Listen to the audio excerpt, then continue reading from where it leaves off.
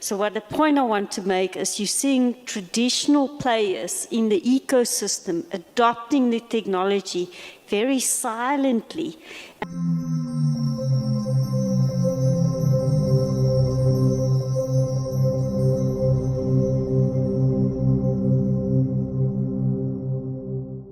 Alrighty, what is going on, everybody? Welcome back to another CyberX video banger. This video, ladies and gentlemen, is going to require you to buckle up your seatbelts. Please pay attention. I cannot stress enough. This video breakdown is going to confirm a couple of different things. Number one, that most people, the vast majority of individuals, have no idea what is happening behind the scenes. And I'm going to confirm that through systemically important individuals and individual representatives from these large organizations confirming that to be the case.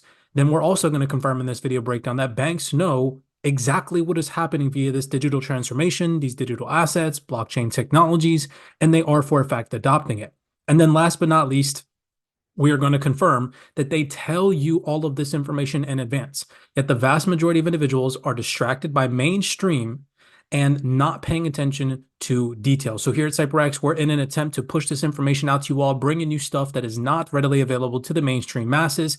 Make sure that if you enjoy these video breakdowns, you smash that thumbs up button. Do us a favor. We do appreciate the love and the support, and make sure that you are subscribed. With that being said, we're going to start here. So I'm going to play a series of video clips for you guys, but first I'm just going to show you all a couple of different fundamentals. So make sure that you stick around for the entirety of the video breakdown so you get all of the information in the video clips that I play for you towards the end of this video.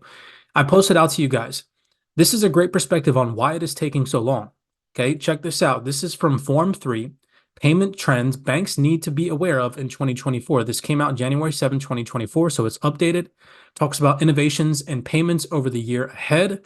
But here it goes on to highlight and say, one key issue for banks in 2024 is how they can update and replace their existing technology stack while keeping their services running, minimizing disruption for customers. So take that into consideration. Remember, these banks, these financial institutions are in the process of upgrading their back-end infrastructure. But at the same time, so that way they don't lose customer service, when they don't lose customers in general, and the whole entire banking system doesn't shut down, they can't just turn off their system.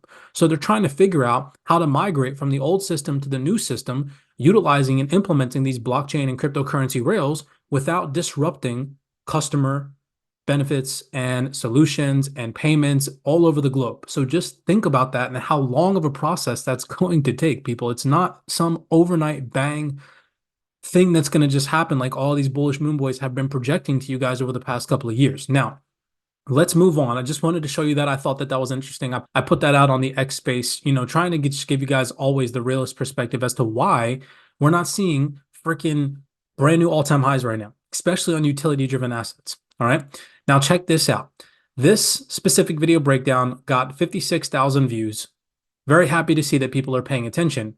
But I said to you all, do not get shaken out of your utility bags just because the market pulled back. Obviously, of course, recently we mentioned in a previous video breakdown that that was a possibility due to dollar strength, diminishing rate cut bets from the Federal Reserve, blah, blah, blah, blah, blah. We covered that in a previous video breakdown. If you guys haven't seen that update, go back and watch it. Yes, we're in a pullback phase in the digital asset space. But we all know where this market is headed long term, and so do these financial institutions. So let me show you. This is an event coming up March 2024, the 19th to the 20th, called Pay 360. All right, look at who the sponsors are and who's going to be attending.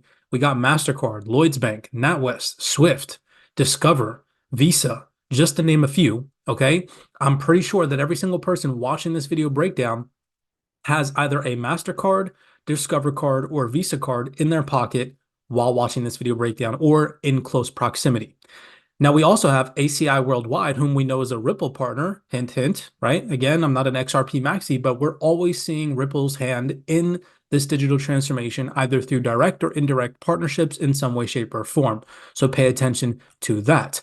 Now, I want you to head over to their agenda. You can see scrolling all the way up to the top, you just click the agenda tab and you can read all about what the conference is going to be talking about. Now, taking your attention down here, just to show you that these banking institutions know exactly what's happening, people, okay? Wake up.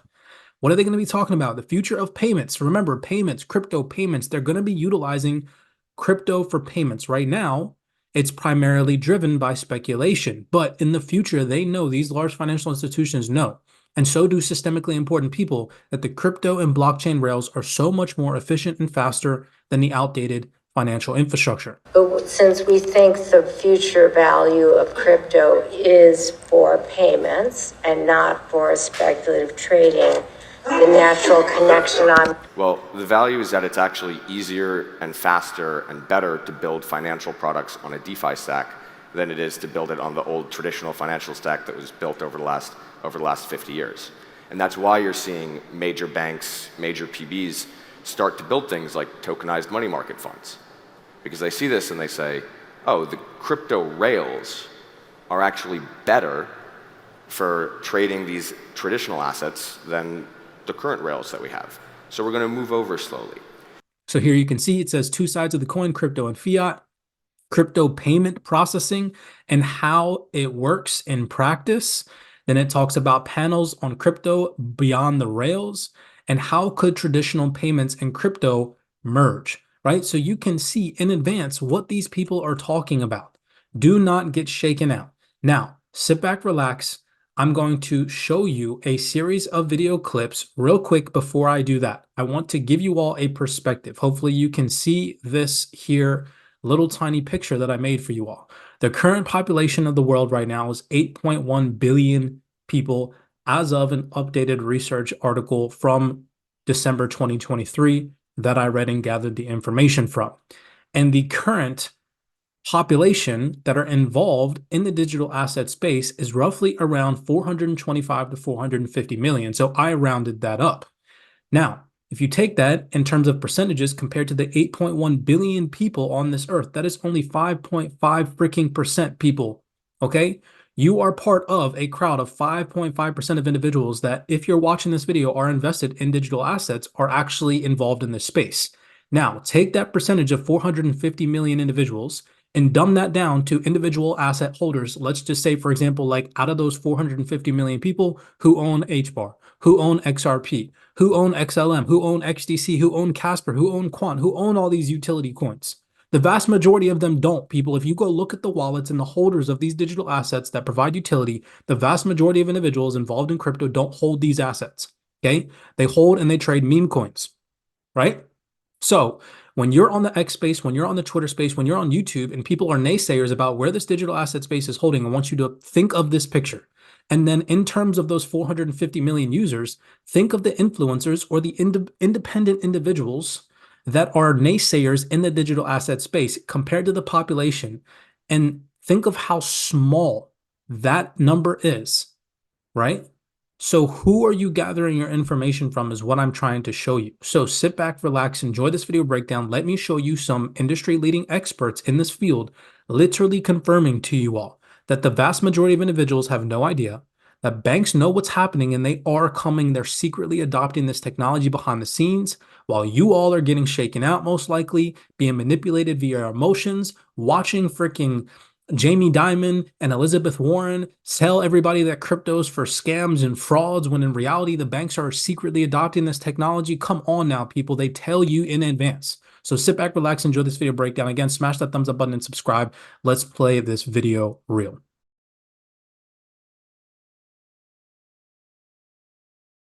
And I guess one last question, when can people like me, the people in the street, basically expect this technology to be embedded in our international financial, cross-currency transactions? I believe you'll see it play out over the next couple of years. And so what is certain that is over the coming years, finance is going to be digitized and be running on blockchain rails, not just for currencies, but also equities and bonds and debt and all kinds of financial instruments. Now, a lot of people, a lot of my friends, a lot of my circle, when I tell them that I work in fintech and banking as a service, and they go, what is that? What does that mean? And I say, okay, think about, likes of Monzo, Revolut. A lot of them still don't understand, what that means. And then when we bring crypto into play, a lot of them have no idea, what I'm talking about, or they think it's this fancy, technical mumbo jumbo that they have no idea about. So a lot more people still has really no clue about crypto. A lot more people still has really no clue about crypto.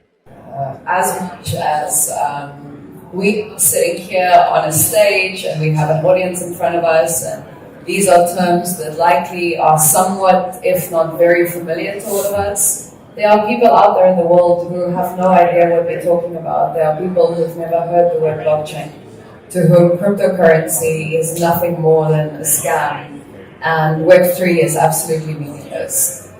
It's not mainstream. Let's be honest, like no one, like 1 out of the 10 knows the actuality on the blockchain and knows what is happening. Like 1 out of the 10 knows the actuality on the blockchain and knows what is happening. Like it's hard to see as a citizen where these new technologies are present, and our role is to change that situation. It's hard to see as a citizen where these new technologies are present. And as Naveen pointed out, the cross-border transactions has not changed much or evolved much over many years. Which means all of us have been consumers of cross-border transactions, but we do not have much of a clue of what exactly is happening behind the scenes, which is sometimes a scary place to be. Much of a clue of what exactly is happening behind the scenes, which is sometimes a scary place to be.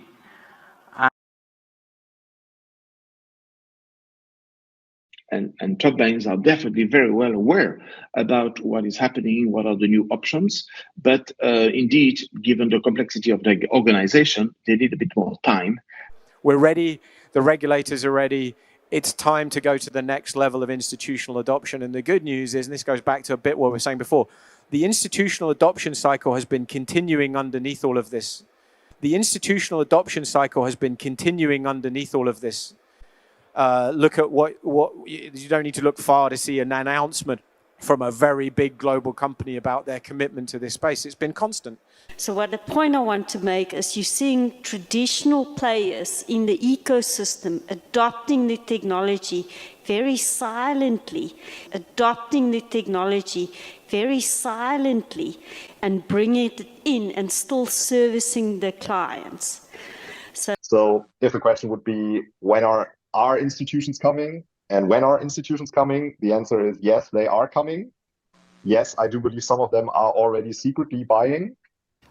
They don't have, it's actually about the license, and they don't have a type of business asset manager. So, which means they don't provide any legal basis for anyone to, operate businesses in this industry directly. So, that's why in Korea, even though there's a very high interest from the institutions, there's no single players that's being, outstanding to and saying out loud they are preparing it. But I know for a fact that they're preparing it at the internally.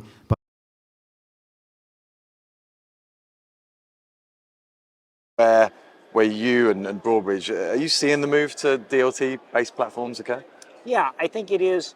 It's funny because with sort of the implosion of the crypto market last year, I think the general public is sort of thinking like, oh, well, this stuff is going away. Mm-hmm. And, when you talk to people in the know in financial services, it's like, no, it's not going away. It's very real. This is probably one of the most interesting innovations that we've seen in our lifetime. Web 3.0 and DLT. It's there. There's a lot of money behind it, so it can't be a total stupid thing. So you better make sure that you get engaged in it. And we as an association obviously have to prepare for the future. With such blockchains, therefore, I think at some point, we're going to see a lot of innovation back in the space coming from the CBDC side.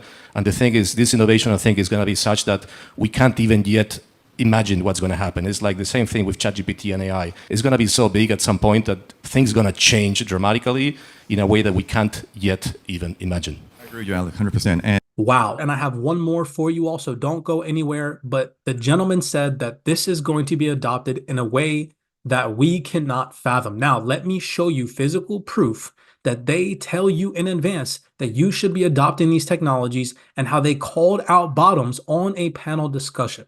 So real fast, I'm going to play one more video clip for you all, but check this out. Let's go look at Bitcoin's price back in September 2023, roughly around the very beginning of September. That is when Bitcoin's price was hovering at around 25 to 26,000.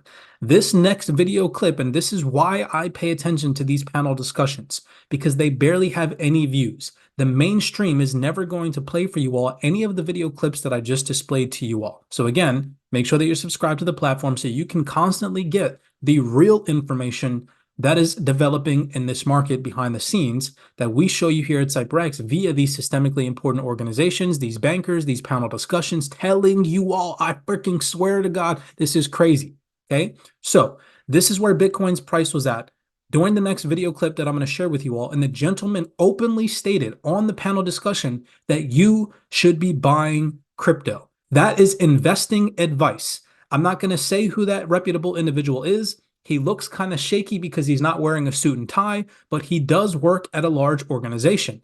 And listen to what he said. Following what he said, look at what happened to Bitcoin. Bitcoin ran over 95% from the lows in September 2023. And this gentleman on the panel discussion tells you all, or told you all in the past, to be buying crypto. So if for long-term investors that are looking to make some money in crypto, I think that now's a good time to start buying incrementally. I wouldn't do it all in one shot. I think that doing it month by month or week by week, amount that is suitable, and do it on a consistent basis. Right? So take that into consideration when you watch this last video clip, considering everything else that I've shown you all in this video breakdown. Again, we are here trying to provide you all the realest information. Do not get shaken out. These banking institutions, they know what's happening. They are having panel discussions and discussing and talking about crypto for payments and how these digital assets will be utilized in the future financial ecosystem. It just takes time. Money in crypto, I think that now's a good time to start buying incrementally. I wouldn't do it all in one shot. I think that doing it month by month or week by week, amount that is suitable, and do it on a consistent basis. So many blessings to you guys. I hope that you all enjoyed that video breakdown. Do us a favor, smash that thumbs up button. Make sure that you're subscribed to the platform. Share this video breakdown with an individual that might be one of those naysayers in the crypto and the digital asset space, and show them that these people, these systemically important organizations and these panelists, they tell you this stuff in advance, and they know for a fact that nobody's watching this information. So here at CyberX, we're in an attempt to provide that for you all. As always, many blessings. Do your own personal research. I am not personally telling you guys to go out there and buy digital assets or involve yourself in crypto. I'm simply showing you all what these reputable individuals are telling you all, and you all have it now to go and make your own personal decisions. As always, be cognizant, beware, and I'll see you all in the next video breakdown.